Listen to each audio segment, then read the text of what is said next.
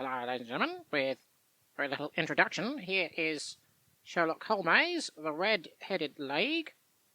I had called upon my friend, Mr. Sherlock Holmes, one day in the autumn of last year, and found him in deep conversation with a very stout, florid-faced, elderly gentleman with fiery red hair. With an apology for my intrusion, I was about to withdraw when Holmes pulled me abruptly into the room and closed the door behind me.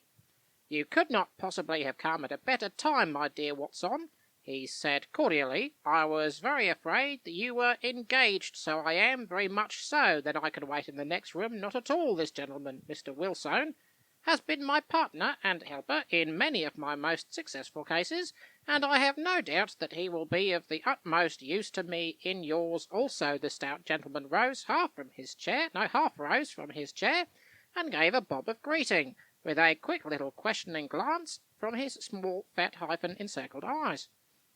"Try the settee," said Holmes, relapsing into his armchair and putting his fingertips together, as was his custom when in judicial moods.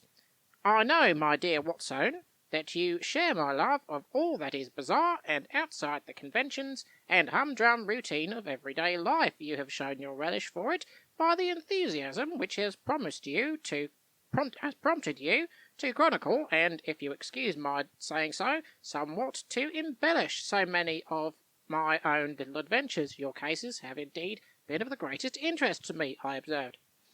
"You will remember that I remarked the other day, just before we went into the very simple problem presented by Miss Mary Sutherland, that for strange effects and extraordinary combinations we must go to life itself, which is always far more daring than any effort of the imagination, a proposition which I took the liberty of doubting. You did, Doctor, but none the less you must come round to my view, for otherwise I shall keep on piling fact upon fact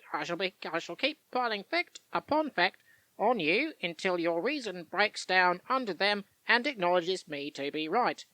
Now, Mr. Jabez Wilson here has been good enough to call upon me this morning, and to begin a narrative which promises to be one of the most singular which I have listened to for some time.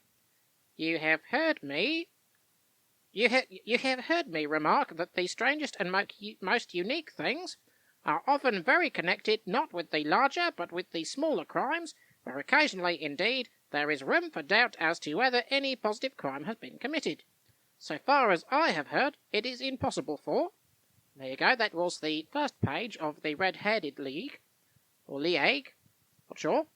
Thank you for listening. Come back another time for the next page of the Red-Headed League, or League, not by Sherlock Holmes, but Sir Arthur Conan Doyle. Okay.